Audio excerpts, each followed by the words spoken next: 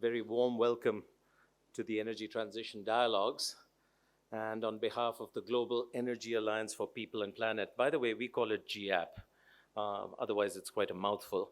I want to begin by saying thank you. Thank you to the ORF for hosting the event with us, and I want to thank every single one of you for being here today. So why exactly are we here today? We're here because we have a great opportunity. The global transition to renewable energy is, of course, a defining challenge of our time. But in this room, I think most of us know and believe that it's also a profound opportunity. It's an opportunity to create a healthier environment, but it's also a massive economic opportunity. We know that the investments that are required in renewable energy, energy efficiency, if approached well, will accelerate growth, will create jobs, stimulate innovation, and can revitalize whole regions. And finally, we know that this is an opportunity to enhance energy security and independence, provided we don't inadvertently create new dependencies on things like rare earths and metals.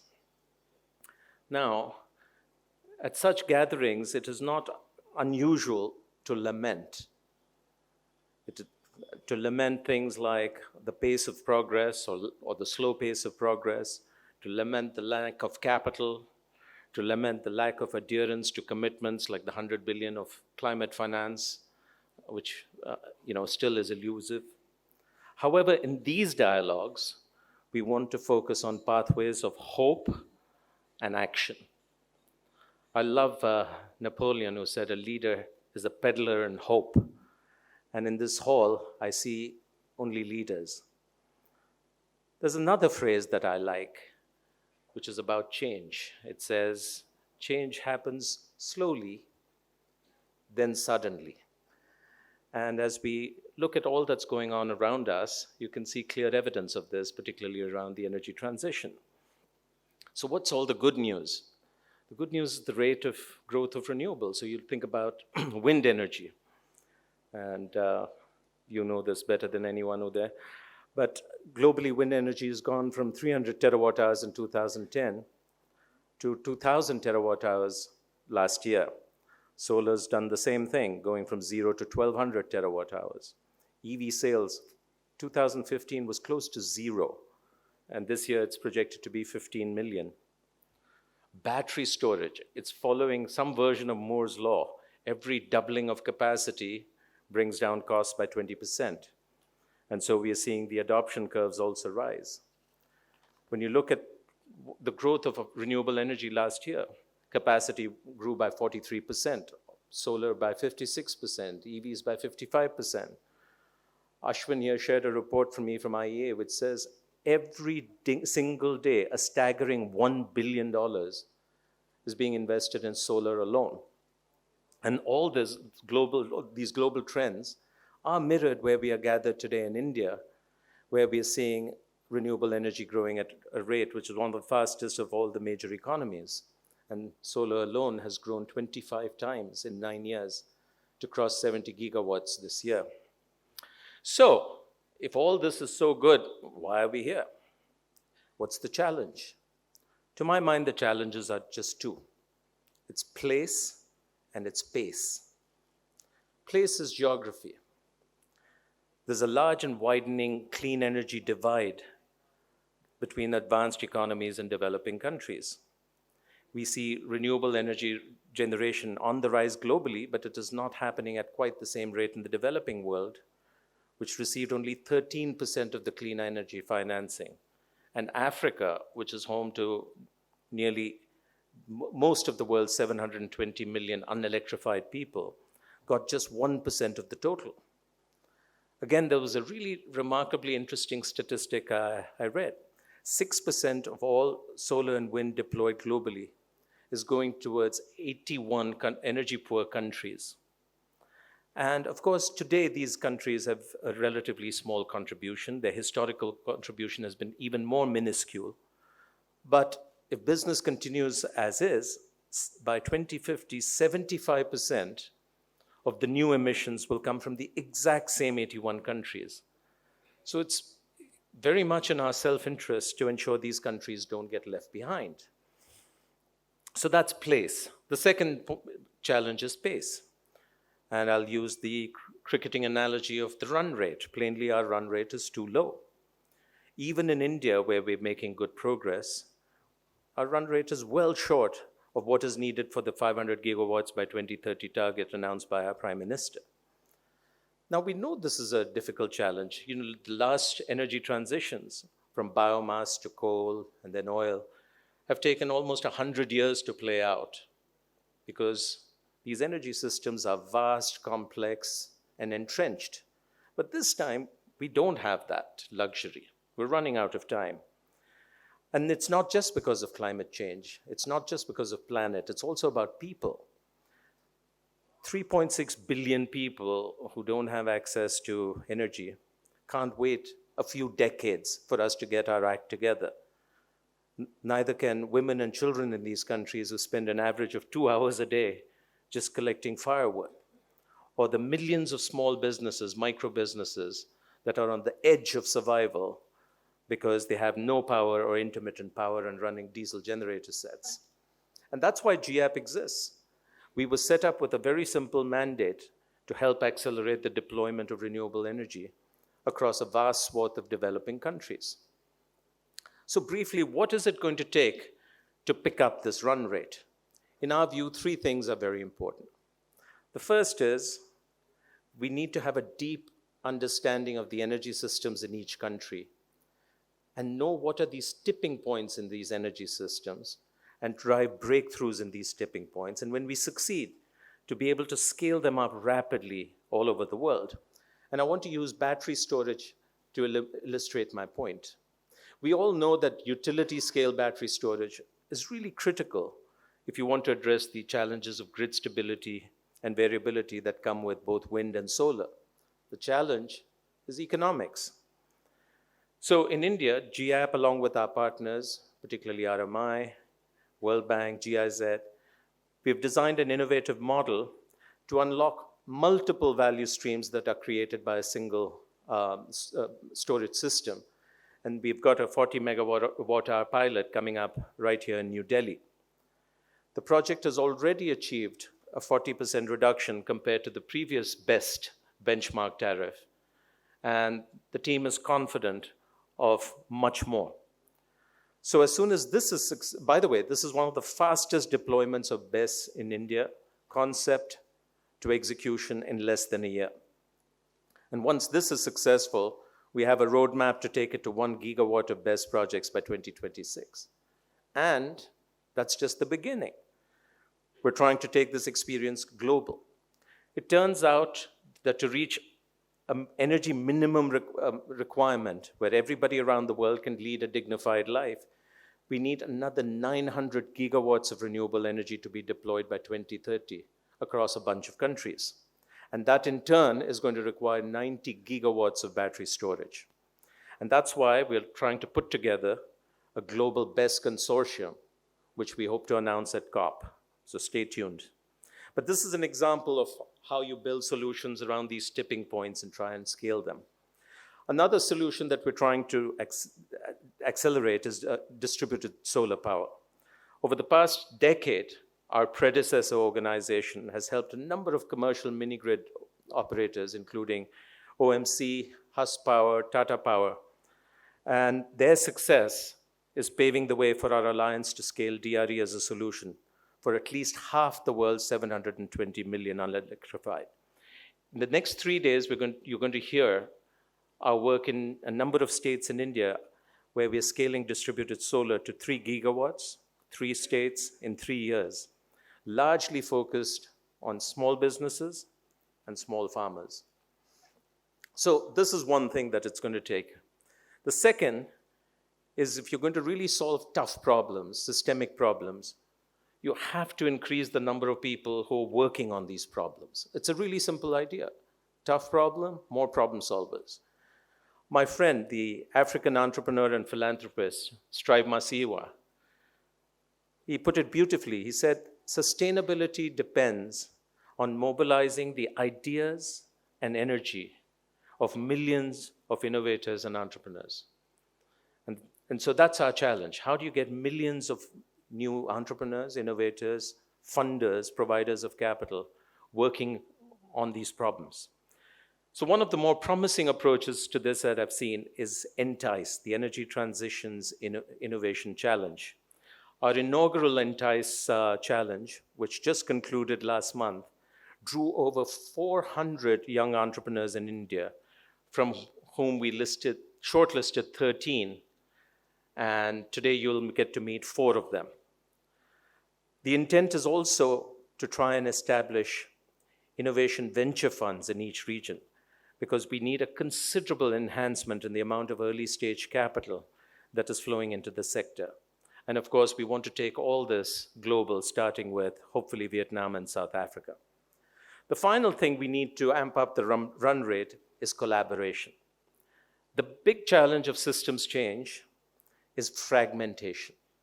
You have just so many stakeholders. You have governments, you have private sector, think tanks, funders, providers of capital, academics, social sector, and they're all working with good intent, but in silos. And so there is a great advantage, a great need to connect the dots, connect people, and get them to work together, which is why the single most important letter in our name, GAP, is A. It's alliance. We are not an organization. We're actually a growing number of mission-aligned partners who are learning to come together and collaborate around these common challenges. Improving collaboration is also the main reason why we're hosting these dialogues. And as Samir pointed out, we're doing this in partnership with G20, with the government of India, with ISA, and lots of other partners. And so when you look around the room, you're going to see leaders from many parts of the world, from private sector companies, from MDBs, DFIs, from the social sector, from think tanks. To be honest, by now there's a fair amount of fatigue, conference fatigue, which has set in. And there's a fair amount of skepticism about these summits and whether they actually achieve much. I like to remind people of that quip, which says, when all was said and done, more was said than done. And so when Saurabh and I sat down and said, well, how do we design this? We said we were determined to make sure that this is not one of those conferences. The agenda over these 2.5 days focuses on 6 practical issues or themes that are critical to India's energy transition and the world's energy transition. And 21 partners have contributed their expertise to framing the issues and providing the path forward. Over these 2.5 days, you're going to see concrete solutions showcased, and we hope that these dialogues will get us many more partners around these solutions, and we can accelerate our progress. By Friday, 5 p.m., when we publish the communique, I hope that we will also have agreed on a mechanism to hold ourselves accountable and be able to report real progress when we meet again next year. Finally, 50 years ago, Chairman Deng Xiaoping used a beautiful metaphor to launch China's uncertain journey towards economic reform. He said we must cross the river by feeling our way across the stones. And this seems like a very apt description for our collective journey towards abundant clean energy. So let the journey begin and enjoy the dialogues. Thank you.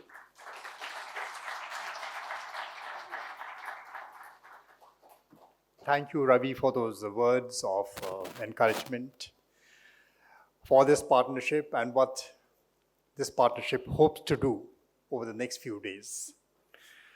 Not just the next few days, but I hope this shall continue from year to year and grow from strength to strength.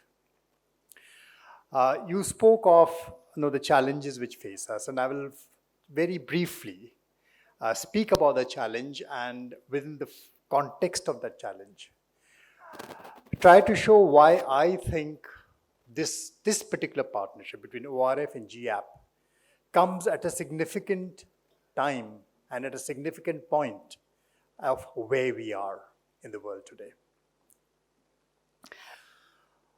The international energy, Renewable Energy Agency, IRENA, Gauri, I don't know if she's here, but she'll be joining us briefly, begins with a stark warning, the 2023 report which they've brought out. And it says very plainly, the energy transition is off track. Now, how do we get it on track? What is the challenge to getting it on track? You see, the transition being off track in where we are today in the 21st century is in many ways inevitable because of where we find ourselves. We find ourselves in a world whose politics and whose economics seem to be living in two parallel universes, pulling in two completely different directions. And if you start looking at the World Bank's projections, warnings which it gives, that says even if you were to accept a 2-degree warming goal, forget 1.5 degree, just the estimates of all the materials you're going to need, the lithium, the graphite, production needs to increase by 5 times just for a 2-degree goal.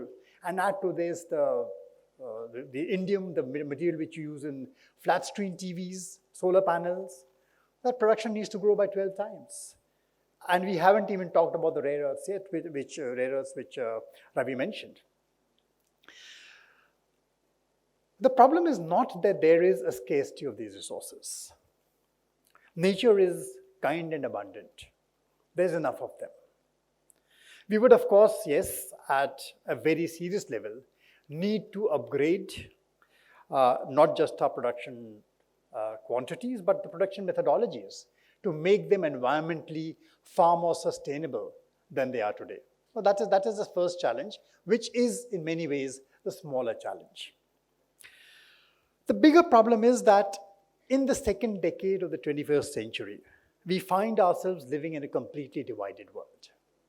We say we are living in a multipolar world, but actually it is a multipolar world which suffers from, I would say, severe bipolar disorder. And a bipolar disorder of which we just seem to have entered the manic phase.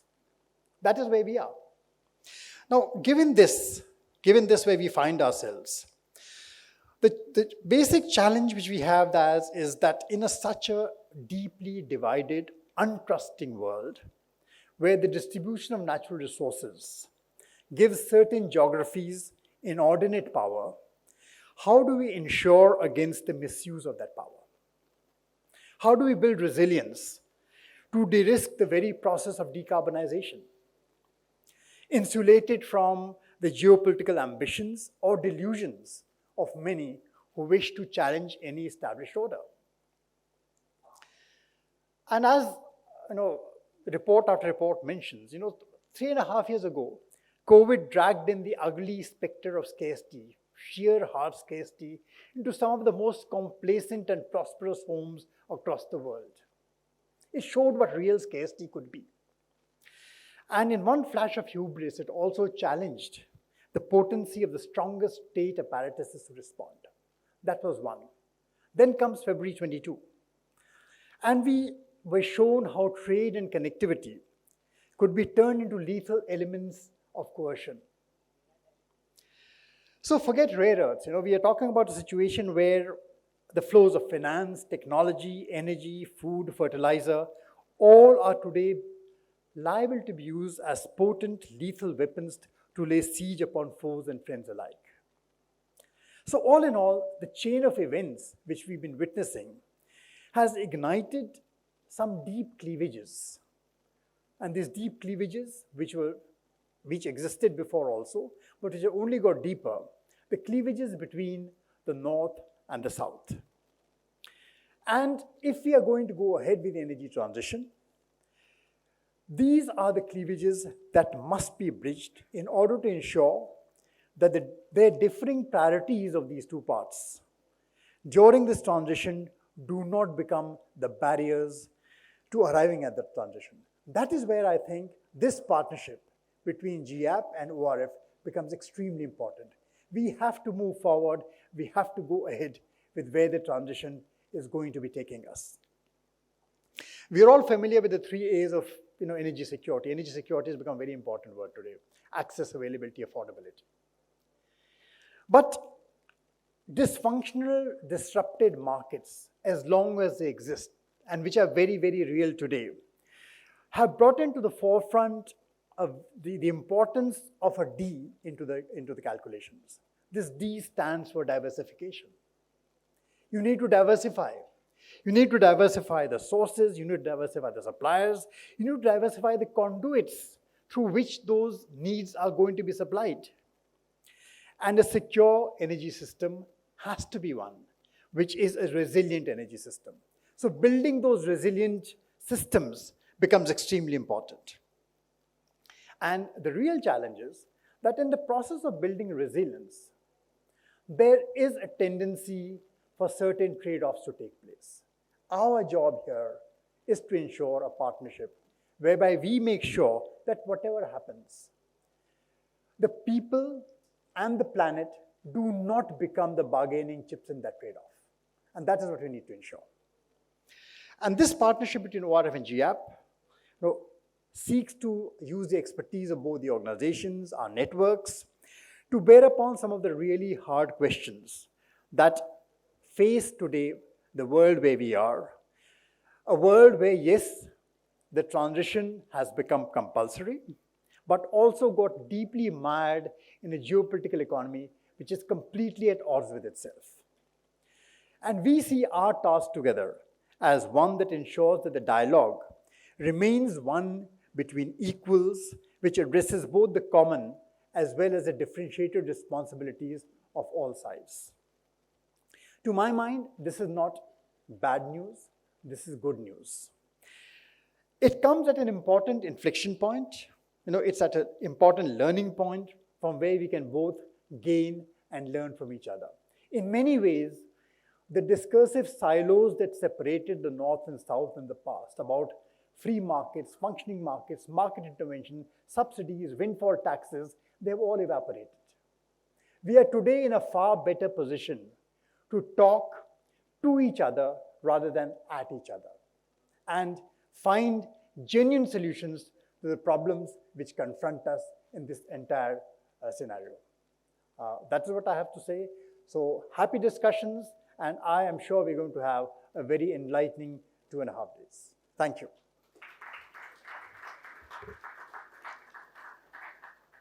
Good evening, everyone. We gather here today to celebrate innovation, breakthrough technology, and solutions to work smarter and better towards a sustainable future. It is my absolute honor to introduce GAP's initiative, Entice, Energy Transition Innovation Challenge, an initiative aimed at accelerating people-positive energy transition. I would now like to invite Mr. Saurabh Kumar, Vice President, GAP India, to share further insights on the program. Thank you, Vaishali. This is a challenge that started about 6 months ago with our partners, Dahlberg. As Ravi mentioned in his speech, almost 400 people registered, 200 actual entries came up. And now is the time, the big day for us to honor the 4 awardees here. And to do the honors, may I request Mr. Amitabh Khan, G20 Sherpa, to come on stage, please. I would also like to request Mr. Amitabh Khan.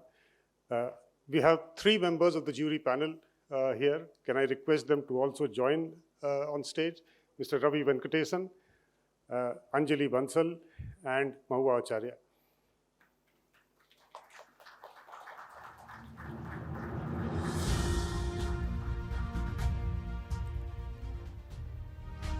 Can we have the nominations for the first category, please?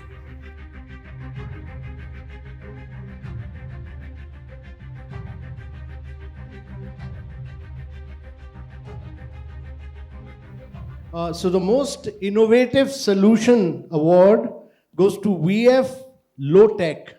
VF Low Tech.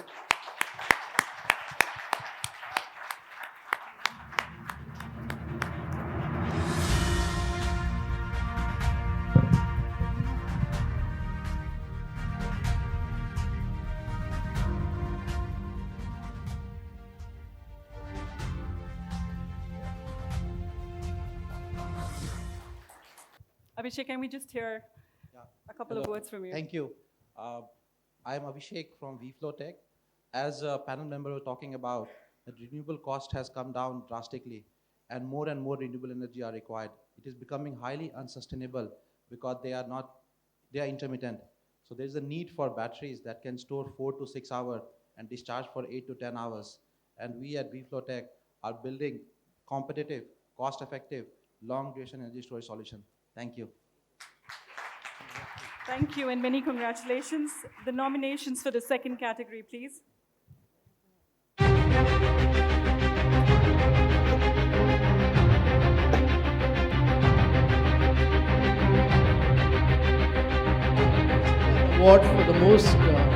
The award for the most scalable solution, it goes to Reconnect Energy.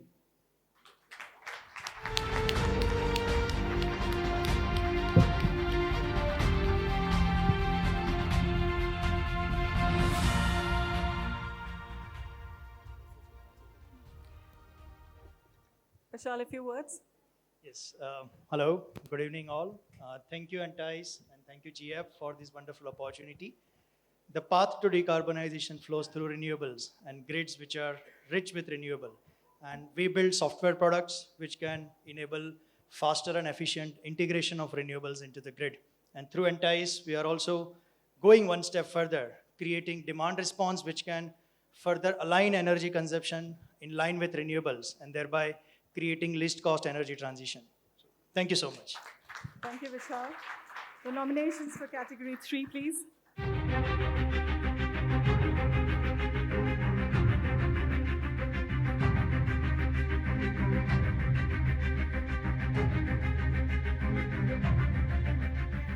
Let me now give the award for the most holistic solution goes to Ampere Hour.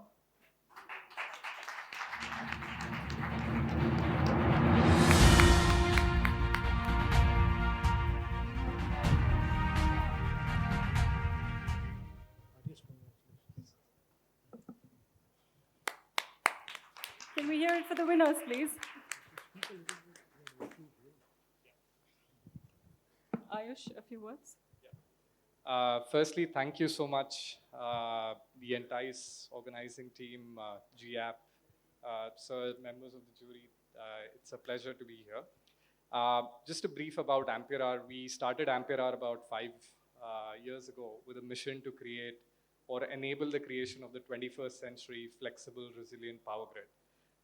We work on building energy storage systems and energy management software that enables or builds that technology stack that is required to build this flexible grid of the future.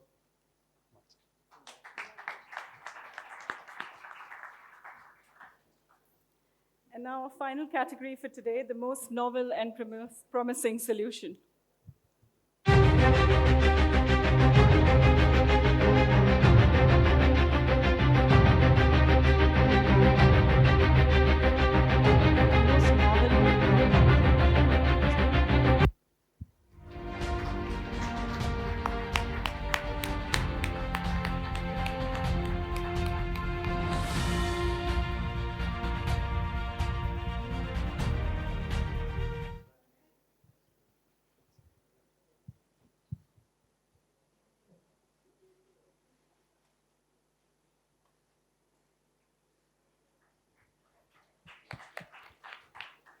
Hi everyone, I'm Mahi and I have with me Akshay. We are the co-founders at Cancri.